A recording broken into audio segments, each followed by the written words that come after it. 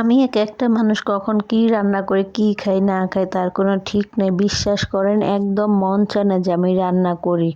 কেন রান্না করি জানেন? যেহেতু আল্লাহ তো আমার এত তাড়াতাড়ি দুনিয়াতে নিবে না। মানুষ নাকি বলে যে নাকি বেশি কষ্টে থাকে পৃথিবীতে তার নাকি মৃত্যু হয় অনেক দেরিতে। সেজন্য আমি মনে মনে এটাই ভাবি যে আল্লাহ তো আমার দুনিয়াতে অনেক কষ্ট দিছে, সেজন্য এত তাড়াতাড়ি আমার মৃত্যু হবে না। আর যেহেতু আমি বাইসে থাকলে কিছু না কিছু আমার খেয়ে বাঁচতেই হবে, তো জব করতে হবে। জব না করলে তো আমার খাওয়া দাওয়া জুটবে না আমার কপালে। যেহেতু আমি একটা মানুষ, আমার নিজে কর্ম করে নিজেই খাওয়া লাগে। হ্যালো এভরিওয়ান, কি অবস্থা? আশা করি সবাই ভালো আছেন। আমি ভালো আছি। আজকে আমি ডিম ভাজি করবো আর লাল শাক ভাজি করবো, সেটা আপনাদের সাথে শেয়ার করতে। প্রথমে আগে তেলটা ভালো করে গরম করে নিয়ে ডিমের মধ্যে পেঁয়াজ, মরিচ, ধনে পাতা, হলুদ, লবণ যা যা লাগে সব কিছু একসাথে দিয়ে ভালো করে মাখে নিয়ে ডিমটা ফেটিয়ে নিয়ে ভালো করে ফেটিয়ে নিয়ে এখন এই যে তেলের মধ্যে ভাজা ভাজি করে নিতেছে। আর যেহেতু আমি একটা মানুষ, সেজন্য একটা ডিম ভাজছি, 2 বেলা খাবো।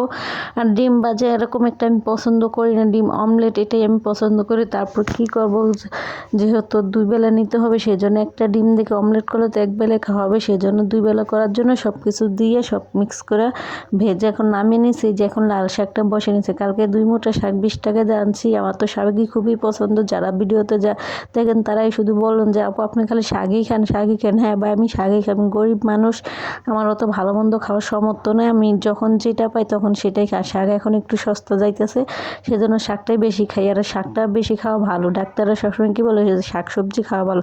যেহেতু আমি একটা চাকরি করে, আমার একটু শাক সবজি খাইলে শরীরে একটু ভিটামিন আসবে, সেজন্য শাকটাই বেশি খাই। ভালো মন্দ খেয়ে তো ভিটামিন আনতে পারবো না, সেজন্য শাক খেয়ে ভিটামিন আনে।